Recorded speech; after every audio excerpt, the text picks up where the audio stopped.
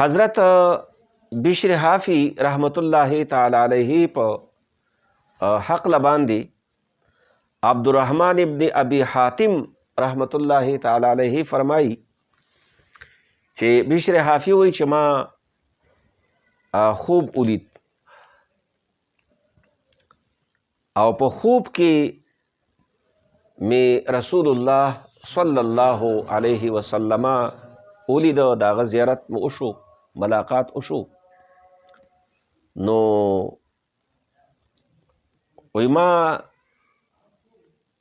ته ویل چې بشرا په دنیا کې خو ستا ډېر شهرت دی او ښه شهرت دی،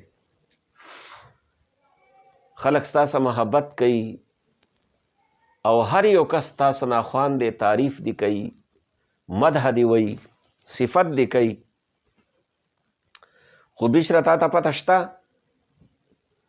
اتدری لما رفعک الله من بین اقرانک، ته د خپلو دوستانو کې الله چې کوم عزت درکړی نو ولې درکړی دی، په څه وجې درکړی دی؟ وی ما عرض وکړو چې یا رسول الله صلی الله علیه وسلم ما ته پته نشته چې ماله الله دا عزت راکړی دی نو ولې راکړی دی؟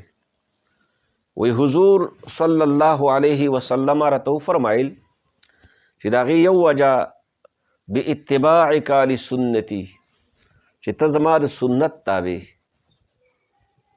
زما د سنت تابعداري کې، زما طریقه هغې باندې روانې. یو وجه دا ده چې الله تعالی ستا عزت جوړ کړی دی، او دویم وخدمتک للصالحین، د نیکانو خدمت کې، د نیکانو خدمت، د نیکانو په خدمت باندې تعالی الله دا صله درکړې ده، دا انعام در باندې کړی دی.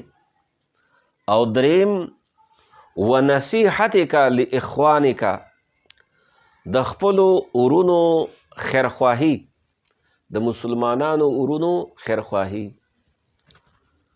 او څلورم ومحبتک لاصحابي و اهل بیتی، د وجې د محبت کولو ستانه زما د صحابه کرامو او زما د اهل بیتی اطهار سره. بشر حافی رحمت الله تعالی علیه ته د الله نبی خوب کې د هغې د لوړ مقام د ملاوېدو دا څو وجې بیان کړي. لومبۍ وجه باتباعک لسنتي، د شریعت تابعداري، د دین تابعداري، د رسول الله د سنت تابعداري. بشر حافی هم د الله دوستانو کې دی، د الله اولیاو کې دی.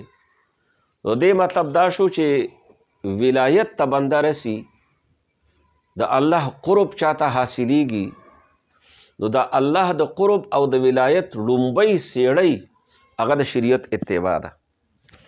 که چا کې د شریعت اتباع نه وي، د رسول پاک صلی الله علیه وسلم د سنت تابعداري ورکې نه وي، نو هغه کله هم د الله قرب ته نشي رسېدی. او دویم وخدمتک للصالحین، د نیکانو بزرگانو خدمت، هر څنګه چې وي، که هغه بدني خدمت وي، که هغه مالی خدمت وي. بل ونصیحتک لاخوانک، د مؤمنانو خیرخوا پاتې کېدل. د